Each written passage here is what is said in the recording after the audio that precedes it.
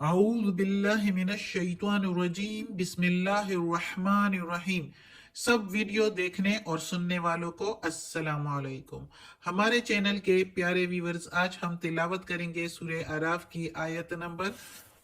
96، 97 اور 98، اور ہو سکے تو 99 بھی تلاوت کر لیں گے ترجمہ اور تفسیر کے ساتھ۔ تو یعنی کہ آیت نمبر 96، 97 اینڈ 98 جو ہے تلاوت کریں گے۔ تو چلے شروع کرتے ہیں آج کی تلاوت، لیکن شروع کرنے سے پہلے چینل کو سبسکرائب کریں اور بیل نوٹیفیکیشن کو آن کریں تاکہ اگلی ویڈیو آپ کو آسانی سے ملتی رہے، اور ہو سکے تو شیئر بھی کریں۔ جتنا زیادہ شیئر کریں گے اتنا زیادہ آپ کو ثواب ملے گا۔ تو چلیں شروع کرتے ہیں آج کا سبق۔ آج کا سبق آیت نمبر 96 جو ہے وہ شروع ہو رہی ہے اگلے پیج سے، ادھر سے لاسٹ لائن ہے۔ اعوذ باللہ من الشیطان الرجیم بسم اللہ الرحمن الرحیم۔ ولو اور اگر،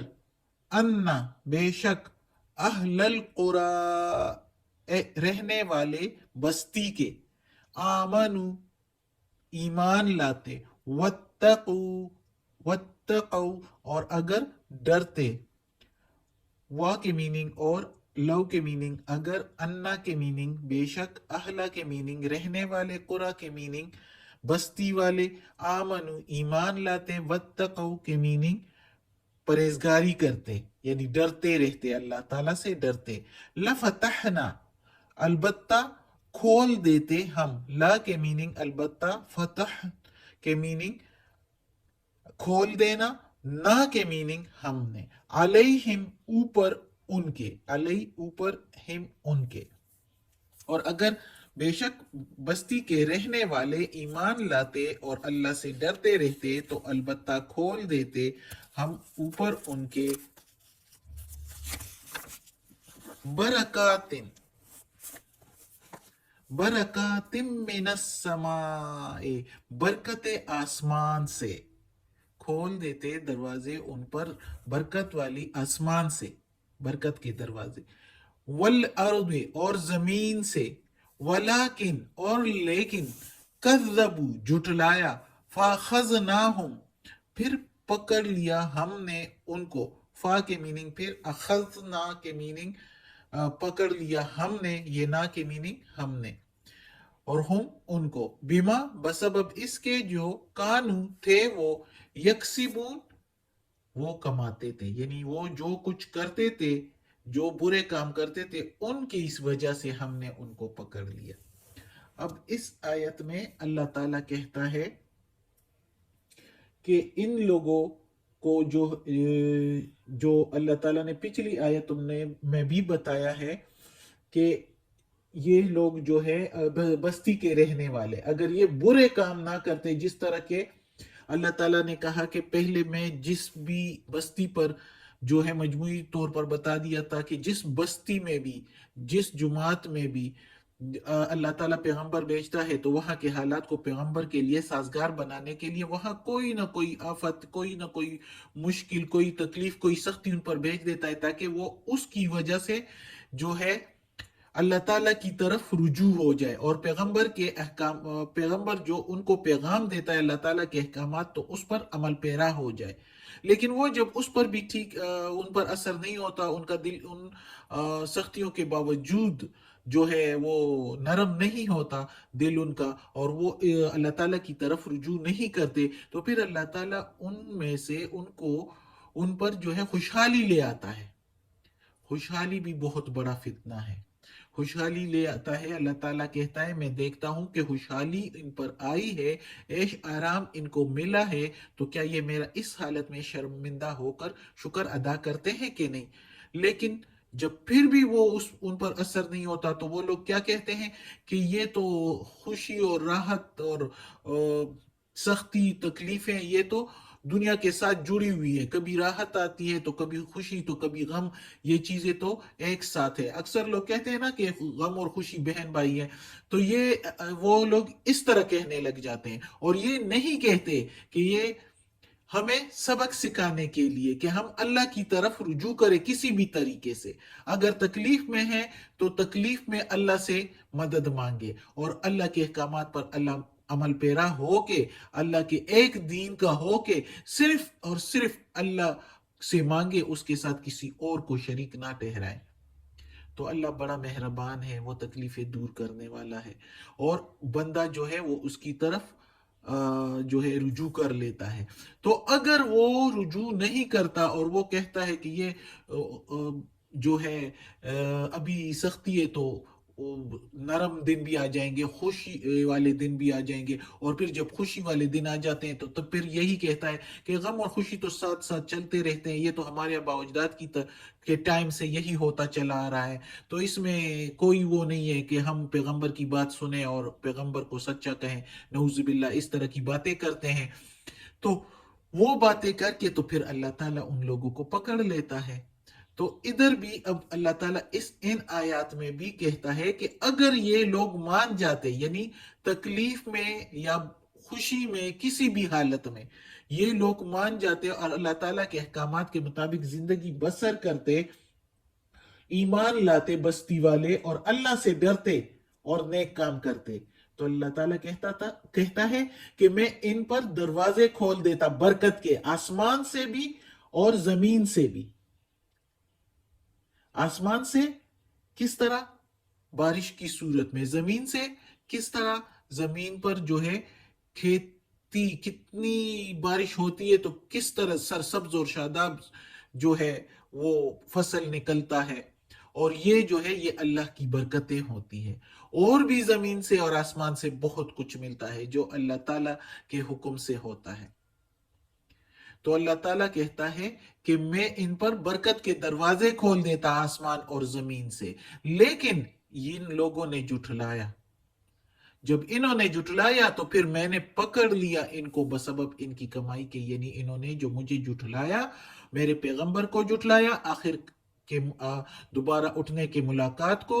اللہ تعالیٰ سے، یعنی حساب کتاب کے دن کو جھٹلایا کہ دوبارہ بندے اٹھیں گے اور اللہ تعالیٰ حساب کتاب کرے گا سب سے، اس دن کو جھٹلایا. تو بس سب اور برائیاں کرتے رہے، ناانصافیاں کرتے رہے دنیا میں ایک دوسرے کے ساتھ. تو اب ان کو اچانک کتنی بستیاں گزری ہے جس کے حالات ہم نے پڑھ لیے، تو ان پر کیسے کیسے عذاب آئے. یہ تو کچھ بستیاں تھی، اللہ تعالیٰ نے 1,24,000 پیغمبر بھیجے ہیں، تو ان کے کتنے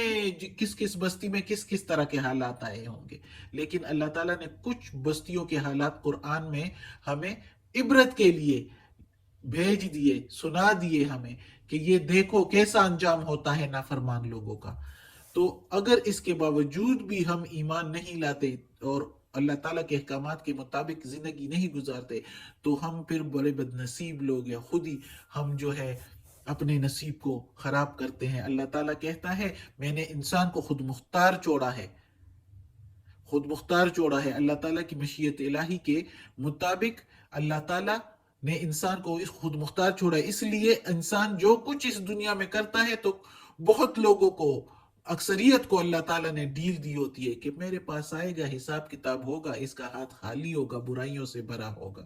پھر دوزخ میں نے تیار کی ہے. تو اللہ تعالیٰ یہی کہتا ہے کہ اچانک میں نے پکڑ لیا، چاہے وہ عذاب کی صورت میں ہے، چاہے وہ فردن کسی ایک بندے کا موت ہے، تو وہ موت بھی کبھی کبھی کسی کے لیے کس طرح عذاب بن جاتی ہے، اور پھر آخرت میں جو ہے الگ جو ہے اس کی رسوائی ہوتی ہے. تو اب اللہ تعالیٰ اگلی آیت میں کہتا ہے افامنا اہل القری ان یاتیہم، افامنا کیا بے فکر ہو گئے، اہل القری رہنے والے بستی کے، ان یاتیہم یہ کہ آئے ان پر بأسنا عذاب، بیاتن راتوں رات، بیاتن وہم نائمون اور راتوں رات اور وہ سو رہے ہوں. نائمون کے میننگ ہے سو رہے ہوں. تو اللہ تعالیٰ کہتا ہے کہ پچھلی بستیوں کے اتنے جو ہے میں نے اپنے کلام میں ان کے احوال سنا دیے ہیں، تو کیا بستی والے پھر بھی جو ہے بے ڈر اور بے فکر ہو گئے، نہ ڈر ہو گئے ہیں؟ کہ ان پر راتوں رات بھی عذاب آ سکتا ہے، جیسے کہ پچھلی قوموں پر آیا تھا، جیسے کہ لوط علیہ السلام کی قوم پر راتوں رات عذاب آیا تھا۔ تو یہ اللہ تعالیٰ بتا رہا ہے، جس طرح کہ محمد صلی اللہ علیہ وآلہ وسلم کے زمانے میں جو لوگ تھے اس وقت کے، تو وہ پیغمبر محمد صلی اللہ علیہ وآلہ وسلم کو نہیں مانتے تھے، تو یہ ان کو بھی اللہ تعالیٰ کہتا ہے، اور اگر یہ دیکھو تو یہ ہمارے لیے بھی ہے، اس وقت کے لوگوں کے لیے بھی ہے، کہ ان پر جس طرح عذاب آیا تھا پچھلی قوموں پر، ہم پر بھی آ سکتا ہے اس طرح کا عذاب راتوں رات بھی۔ کیا تم لوگ بے ڈر ہو گئے ہو، بے فکر ہو گئے ہو؟ اللہ کے عذاب سے اللہ کا عذاب آ سکتا ہے۔ پھر اگلی آیت میں اللہ تعالیٰ کہتا ہے اَوَأَمِنَ أَهْلُ الْقُرَىٰ أَن يَأْتِيَهُمْ، کیا اور بے فکر ہو گئے رہنے بستی والے، بستی کے رہنے والے، یہ کہ آئے ان پر بأسنا عذاب ہمارا، دہن صبح ہوتے ہی، دہن وہم یلعبون، صبح ہوتے ہی اور وہ، یا دن چڑھے اور وہ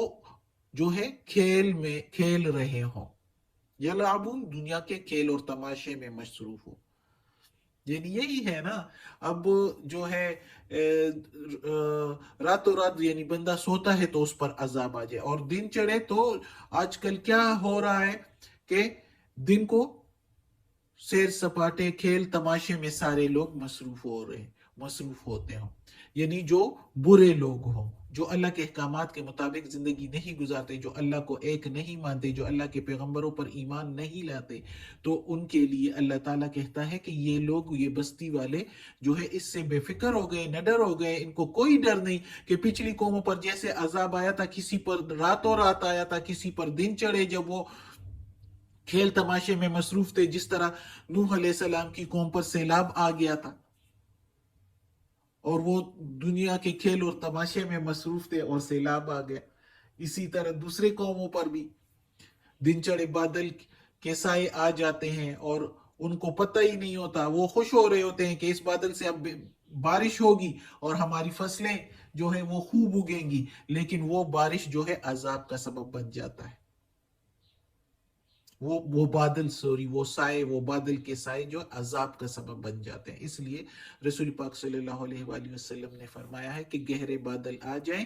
تو ڈر جایا کرو، اللہ سے معافی مانگا کرو، اور 2 رکعت نفل ادا کرنے چاہیے کہ کہیں وہ بادل جو ہے عذاب کے نہ ہو، اللہ اس کو ہمارے لیے رحمت کی بادل بنائے۔